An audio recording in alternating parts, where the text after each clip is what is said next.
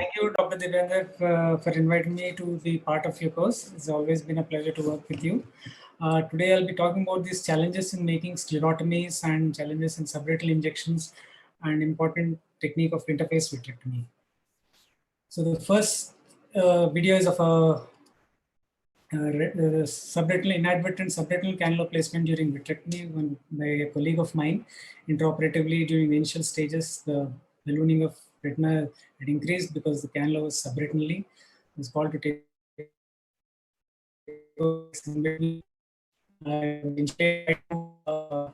place the cannula nasally, so you can see that if it is still placed in the vitreous cavity, it was not. You could still do not see the tip of the cannula. At this point of time, the infratemporal trocar was removed and a 6 millimeters 23 gauge trocar was placed, replacing a normal 4 millimeter one.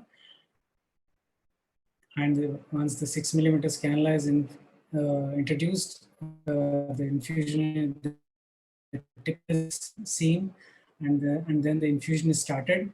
As the retina was literally placed behind the lens to make space, a retinotomy was created in one of the inferior bulla and subretinal fluid drained, and then the rest of the surgery goes as it is.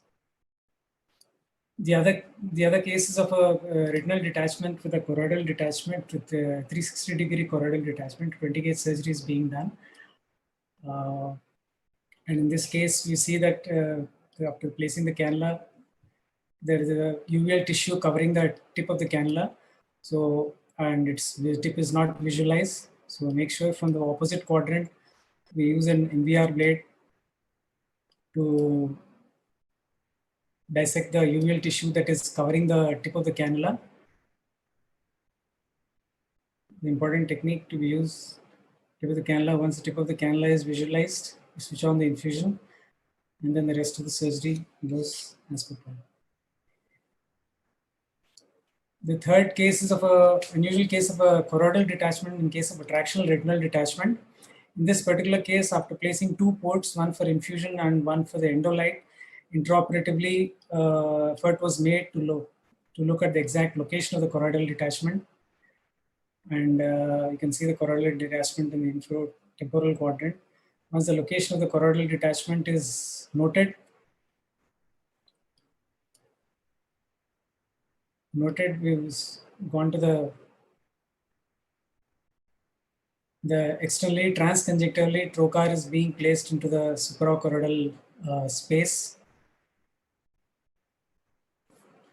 And then once after placing it, it needs to be slightly retracted so that it enters into the suprachoroidal cavity rather than the tip.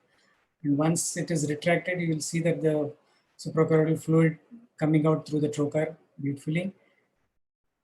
In the area of MIVS, is a good technique that can be used to drain the suprachoroidal fluid.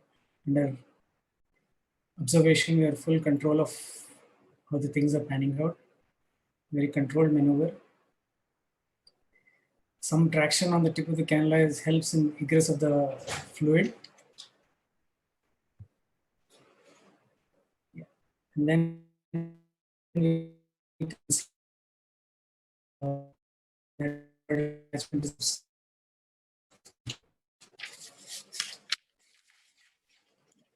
now, coming to the subretinal injections, the main inventory that one needs to maintain is a polytip cannula. It's a 23 gauge. It comes with a 38 gauge needle or a 40 gauge needle. This is the only inventory that you require predominantly. And this is how the first case of my subretinal injection journey started, a case of retinitis subretinal hemorrhage in a one-eyed patient. And the first case, I tried injecting manually, loading the drug subretinal TPA into a 1 ml syringe. The 1 ml syringe. And then basically you expect a good bleb to form in these cases. Yeah, the bleb becomes the fluid wave that you see is good. Yeah, you see the tip of the cannula is very flexible. You're not you may not worry that you will cause a perforating injury to the retina of full thickness. Once there's a good see, you are satisfied the amount of bleb.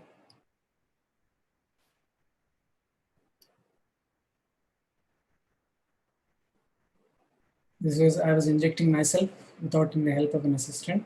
Subsequently, yeah, blood, that's when you can stop it. And this is a good result on a post-op day 2, the significant displacement. The other is a post-traumatic subretinal hemorrhage. In this particular patient, I've loaded the drug into 10 ml syringe and connected to the BFI, and the drug is being injected at 12 to 14 psi. And this particular patient, because probably it was a young patient, I found it difficult to inject the drug into the subretinal space, and probably I was also mindful that I could cause any inadvertent macular hole formation because of the tight compartment. I succeeded in injecting at the third attempt in the third place, and fortunately it went out well. Because it was with such a tight space, I felt there was a need for the blood to move around once it is liquefied. So subretinal air was also injected in this case toward the end of surgery through the same port through which the drug was injected without creating another pigment. And he had a visual recovery of 636 after this. And in another case of a subretinal hemorrhage, subretinal post-traumatic subretinal hemorrhage with a macular hole, you can see that there is subretinal fluid also apart from the you can say OCT confirms a full thickness macular hole. And after injecting the drug, you can see this amount of blood is coming out through the macular hole. Yeah. And then the inverted ILM peeling is done. And then the flaps are manipulated into position over the hole. Then there is a theory that there is also the good theory that we need not exactly penetrate the full thickness of the retina to inject the drug. You could peel the ILM and inject, or keeping the tip on the retinal surface. If you inject, the jet itself is enough to go make the drug go subretinally. Probably it's a good technique to use the next time you do that.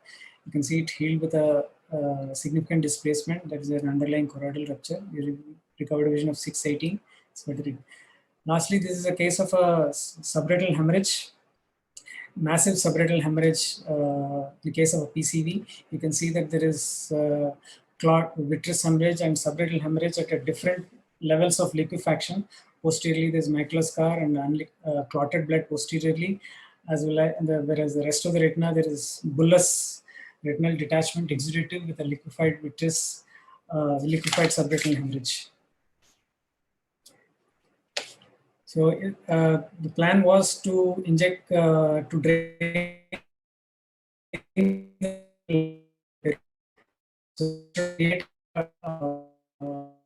giant retinal tear and managing it intraoperatively. I decided to do two separate small 30 degrees retinotomies in the periphery and drain the retinal fluid to simplify the matters.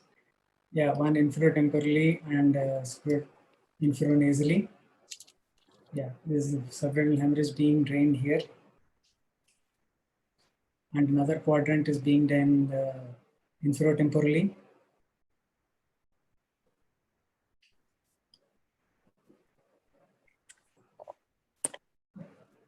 And for the posterior liquefied blood, I injected TPA under the PFCL. Yeah, displays subretinal TPA being injected posteriorly.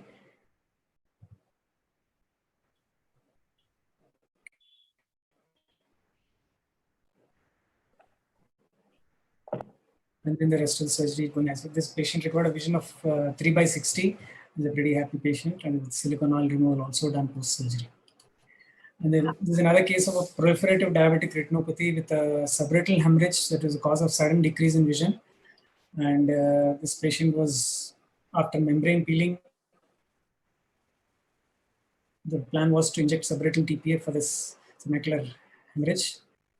After the membrane peeling, this is a submacular hemorrhage that is left behind. Somehow during the surgery, the intraoperative cataract progression has increased the feathery PSC.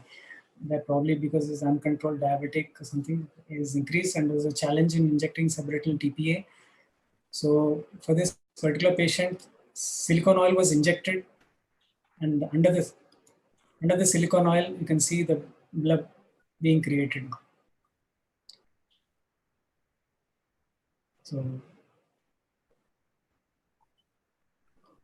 and is recovered pretty well in this kind of cases. Probably this is a good trick to use under silicone oil. And the benefits of glass. Yeah.